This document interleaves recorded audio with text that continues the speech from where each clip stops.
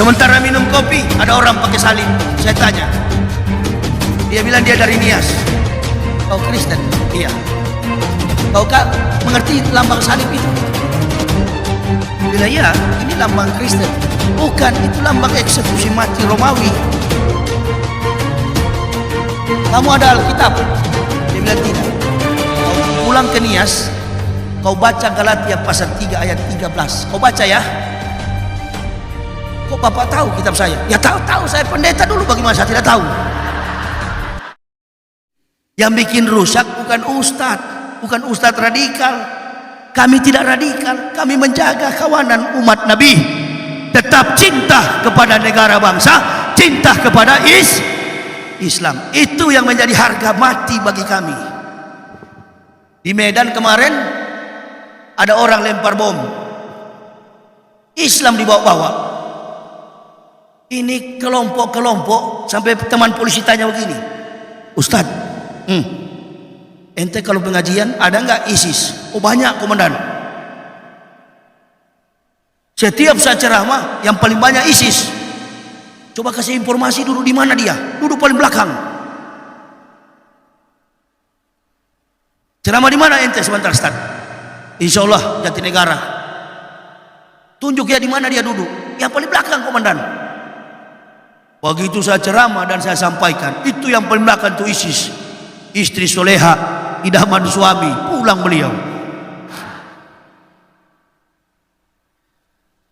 Mana ada orang Islam teroris di masjid begini? Yang teroris itu pengajian 10 orang di rumah tetangga. Begitu orang lewat stop. Tapi yang dibahas bukan Quran dan hadis. Apa? Tabel, pecahan botol, bagaimana ukur, di mana rumah Kapolsek, kita lempar. Jangan dihubungkan dengan Allahu Akbar. Saya saja dari kafir dulu, ketemu orang berjenggot, saya anggap teroris. Orang pakai sorban, saya bilang taplak meja. Orang pakai gamis, ku bilang kain pintu. Kurang ajar sekali saya ini. Dipercaya Abu Jongos. Makanya pemimpin itu harus cerdas. Bastotan fi ilmi wal jismi al qawiyul amin. Pemimpin yang cerdas, pemimpin yang punya kompeten, sehingga menghadapi arus kritikan publik tidak pindah ibu kota. Betul apa betul? Iya apa iya? Kalau begini dianggap radikal. Coba ya.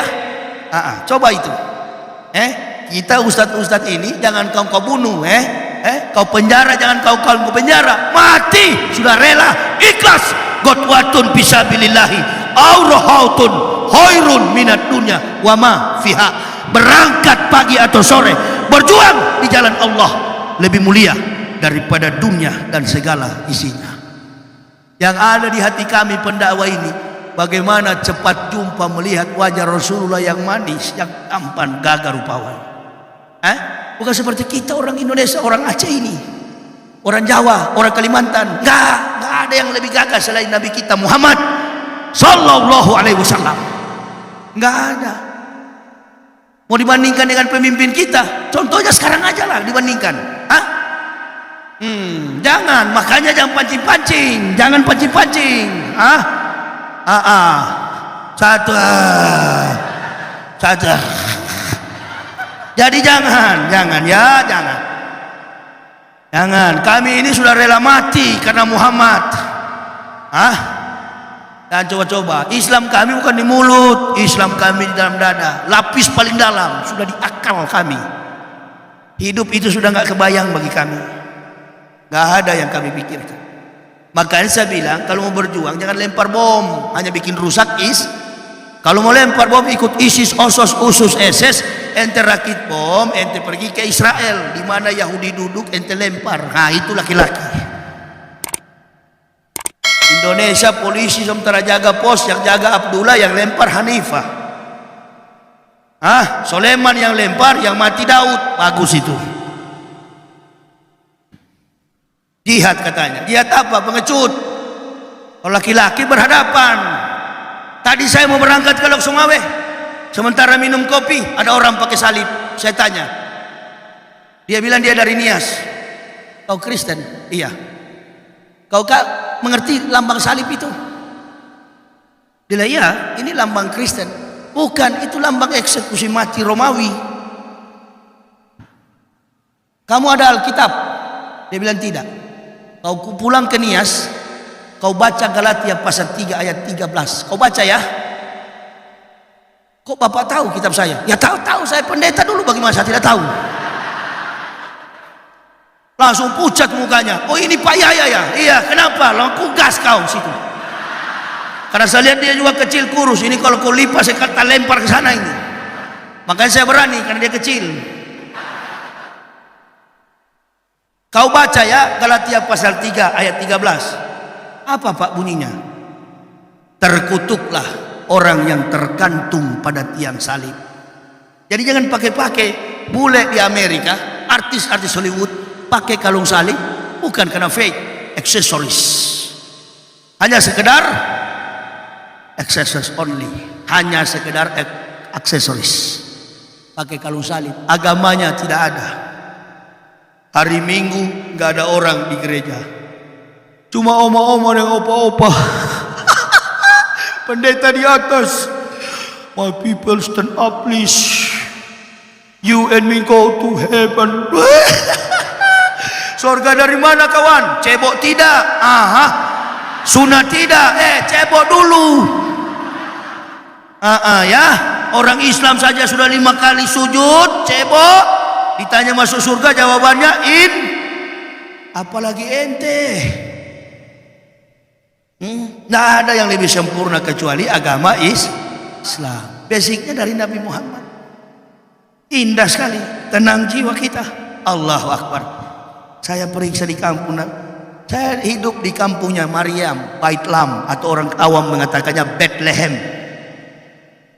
Datang orang-orang ini, satu golongan yang kita sebut dengan ahli perbintangan, penyembah matahari di kalangan Yerusalem, bernama orang Kristen menyebutnya kaum orang-orang Majus, orang Islam menyebutnya kaum Majusi, ahli perbintangan, astronom. Mereka mengatakan kepada Yahudi, jangan rajam Maryam ini. Kenapa? Karena bayi dalam kandungannya rahmat dari Sang Pencipta. Sudah 9 bulan bintang timur bersemayam di atas pondok rumah Maryam. Jangan dianiaya.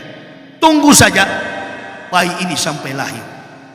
Begitu lahir bayi itu ditunggu. Baru potong pusar, bayi ini tiba-tiba bicara. Qala ini Abdullahi ataniyal kitabah wa ja'alani nabiyah wa ja'alani mubarakan aina ma kuntu awsani bi sholati wa zakati madumtu hayah. Kata bayi Isa yang di ayunan, saya ini hamba Allah. Ataniyal kitab, Allah memberi aku kitab. Wa ja'alani nabiyah, dan mengutus aku sebagai nabi. Wa ja'alani mubarakan aina ma kuntu awsani bi sholati wa zakati madumtu hayah. Tertulis sampai hari ini dalam surat Maryam ibunya ayat 30 sampai 31. Surat 19 ayat 30 sampai 31 dengan judul ibunya surat Maryam. Beda dengan di Kristen, Matius, Markus, Lukas, Yohanes, Stefanus, Stetanus, Robertus, Capicus, Sebritus. Mana ada Nabi Matius? Tidak ada. Nabi dari Yunani itu tidak. Omong kosong semua itu. Jengkel jangan jengkel, masuk Islam. Begitu Yahudi baca kitab, Yahudi bilang, Masya Allah, inilah penggenapan Taurat. Tapi kita tunggu dulu. Kalau betul-betul ini Yahudi kepala batu, sudah mendengar firman, masih belum percaya. Kata Yahudi kepada Saduki, apa kita pulang aja dulu. Ada satu ritual suci, kalau dia lakukan berarti Maryam dan anaknya golongan agama kita. Tapi kalau tidak lakukan, kita rajam dia dengan batu. Apa ritual terakhir? Sunat.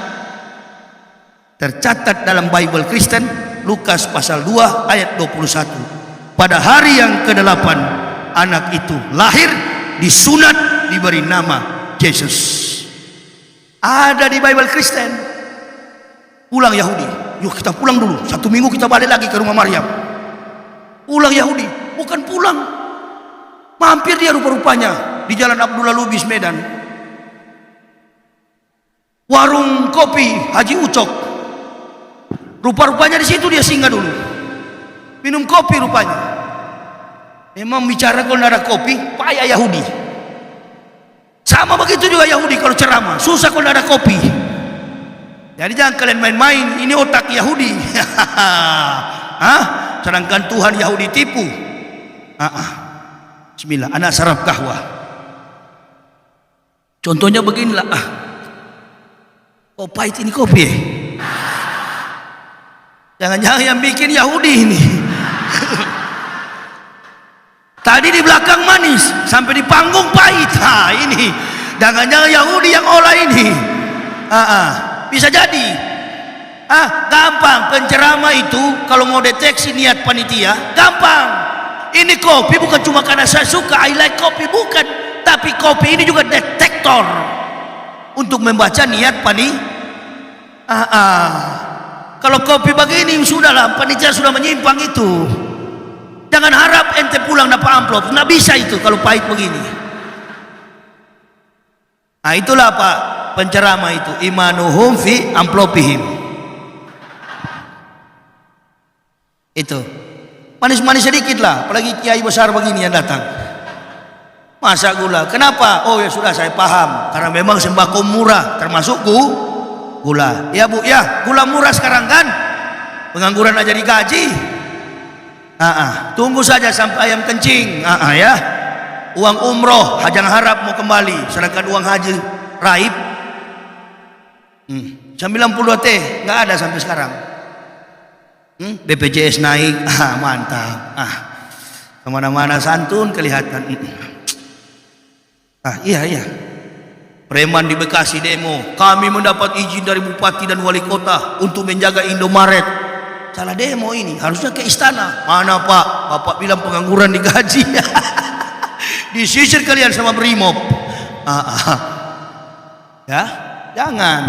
Kita ini untuk menertibkan dunia perlu bicara para ulama. Ulama nggak mau saya yang jadi ulama. Walaupun cuma penampilan seperti ulama, peci, iya kan, sorban, gamis, wah, seperti betul-betul ini. Padahal mantan kafir. Karena ulama sudah tidak mau urus umat, saya yang urus. Sama dengan orang tua, tinggalkan anak-anaknya. Siapa yang paling besar? Urus adik-adikmu. Ya kamilah yang urus. Kau nggak peduli, makanya saya bilang masyarakat Indonesia nggak usah peduli. Orang tua kita sudah nggak peduli.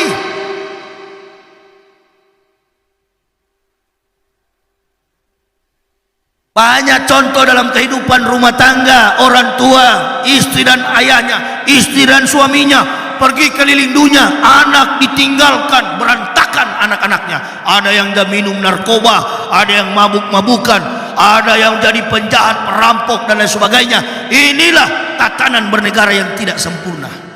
Karena mementingkan ego dan kelompok dibanding kepentingan umat. Tidak usah menyangkal, memang betul. Kalau ini saya senang, saya angkat jadi pejabat. Karena nanti baru pensiun. Ya, padahal masih banyak orang yang berkompeten, yang masih banyak yang jago-jago, masih banyak yang qualified. Nabi katakan apa? Melihat pekerjaan hancur, serahkan kepada bukan ahli. Melihat pekerjaan baik, serahkan kepada tukang ojek.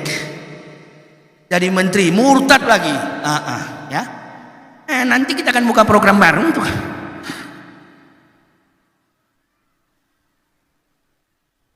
Narapidana juga, kafir, mulut kasar, jadi komisaris.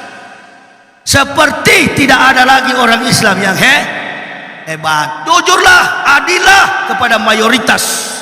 Karena mayoritas inilah pemberi sumbangsi besar bagi kemajuan negara. Tak bisa. Kelebihan Pak Jokowi ini kan satu saya lihat. Kalau ada masyarakat meninggal dunia ratusan, ribuan, bahkan di Papua kemarin, kelebihan beliau ini satu, apa? tidak pernah mengucapkan bela sungkawa. Ini nggak pernah berdiri saya mengucapkan bela sungkawa, nggak ada. Yang ada di jalan, oke, ukur jalan. Konferensi pers pakai baju helm. Ya, mudah-mudahan dalam minggu ini tol akan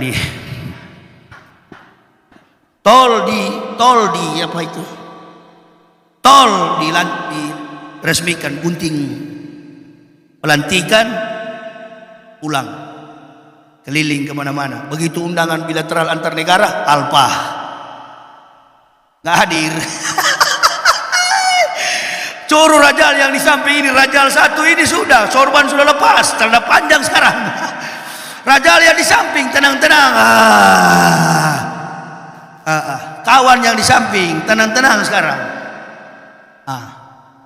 Masya Allah. Bapak jangan pikir aman, di dunia aman. Hati-hati ya.